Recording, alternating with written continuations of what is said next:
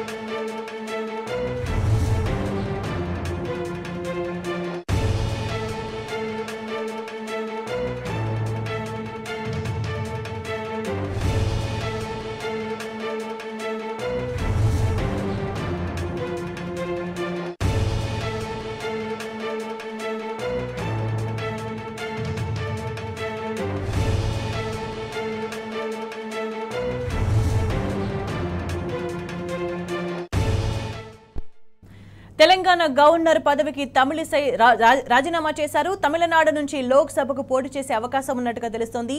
దీనికి సంబంధించి రాజ్ భవన్ వర్గాలు కూడా ఈ సమాచారాన్ని ధృవీకరించాయి.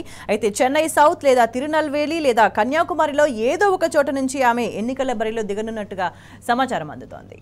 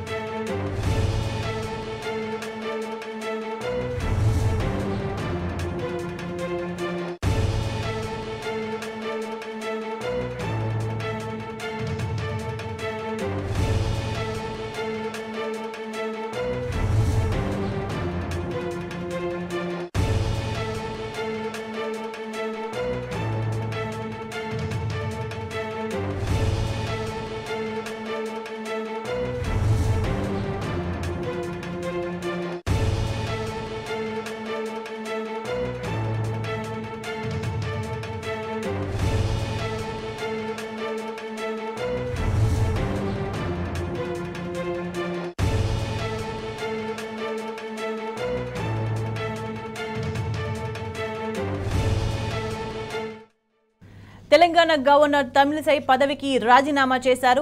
తమిళనాడు నుంచి లోక్సభకు పోటీ చేసే అవకాశం ఉన్నట్టుగా తెలుస్తోంది. అయితే తమిళిసై రాజీనామాకు సంబంధించిన వార్తలను రాజ్ భవన్ వర్గాలు ధృవీకరించాయి. చెన్నై సౌత్ లేదా తిరునల్వేలి లేదా కన్యాకుమారిలో ఏదో ఒక చోట నుంచి ఆమె బరిలోకి దిగనున్నట్టుగా సమాచారం అందుతోంది.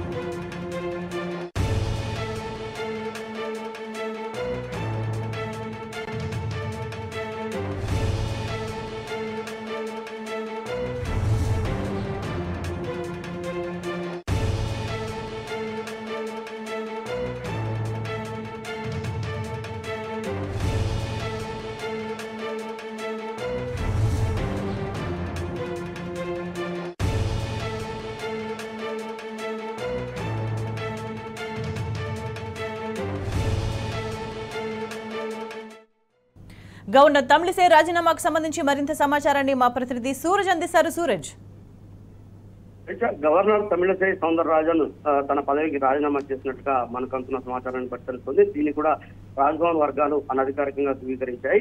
ఆమె క్రియాశీల రాజకీయాల్లోకి ప్రవేశించినట్టుగా కూడా మనకు సమాచారం అంతా ఉంది. గత ఎన్నికల్లో కూడా ఆమె తమిళనాడు నుంచి పోటీ చేసిన విషయం తెలిసిందే. ఈసారి కూడా ఆమె ఎన్నికల బరిలో నిలవడానికి రంగం సిద్ధమైనట్టుగా సమాచారం అంతా ఉంది.